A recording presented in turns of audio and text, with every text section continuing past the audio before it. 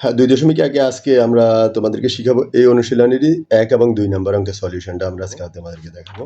তো ১ নম্বরে কি বলা আছে দেখো, অনুপাতে প্রকাশ করো। অর্থাৎ ক তে লেখা আছে, আমরা প্রশ্নটাও দেখি এরই ফাঁকে। দেখো এই প্রশ্নগুলো হলো নিচের সংখ্যা দ্বয়ের প্রথম রাশির সাথে দ্বিতীয় রাশির অনুপাতে প্রকাশ করে। প্রথম রাশি, দ্বিতীয় রাশি, প্রথম দ্বিতীয়, প্রথম দ্বিতীয়, এইভাবে। হ্যাঁ,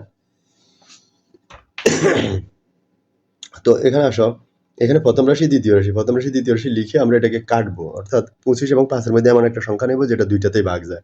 আমরা জানি 5 দ্বারা দুইটাতে ভাগ যায়। 5 দিয়ে 25 কে ভাগ করলে হবে 5, 5 দিয়ে 35 কে ভাগ করলে হবে 7। এটাই অনুপাত। ওকে। সেম ভাবে এটাকে দেখো, এটাকে লিখে এটা সমস্ত ভাঙানো হলো, সমস্ত এটাকেও সমস্ত ভাঙাইছি আমরা।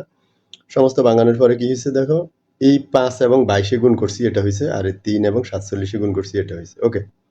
এবার আসো এখানে এটার ক্ষেত্রে 1 বছর 2 মাস, পরেরটাতে 7 মাস। তো এইখানে 7 মাস ঠিক রাখলাম। 1 বছর মানে 12 মাস, হাতে 2 মাস, 12 2 14 মাস। তো এবার আসো 7 দ্বারা ভাগ করলে 7 এ একে 7, 7 দুগুণে 14, এটা।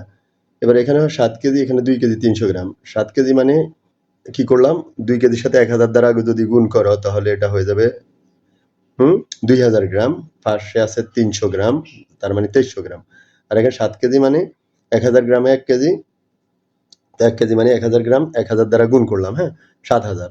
এবার আসো এরপরে কি করলাম, এটাকে 100 দ্বারা ভাগ করবো, এটাকে 100 দ্বারা ভাগ করবো। ভাগ করলে এখানে থাকে 23, এখানে হয় 70। ওকে। ও নাম্বার 2 টাকা, আর এটা হলো 40 পয়সা। 40 পয়সা ঠিক রাখলাম। 2 টাকা মানে 1 টাকা মানে 100 পয়সা, তো 200, এখানে হয় 200 পয়সা। এবার আসো, তুমি যদি 40 দ্বারা ভাগ করো, 40 দ্বারা 40 এ ভাগ করলে হবে 1, 40 দ্বারা যদি 200 কে ভাগ করা হবে 5। তো পর্যন্ত দেখলাম। দেখো 2 এ বলা আছে সরলীকরণ করার কথা বলা আছে 2 এ।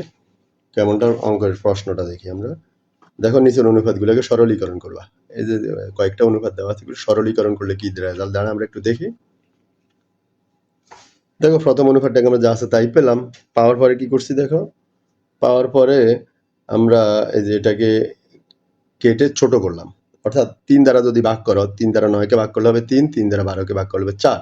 অর্থাৎ উভয় পক্ষকে আমরা 3 দ্বারা ভাগ করছি। যেটা অনুপাত পাইছি। সরলীকরণ মানে এটাকে কেটে ছোট করবা।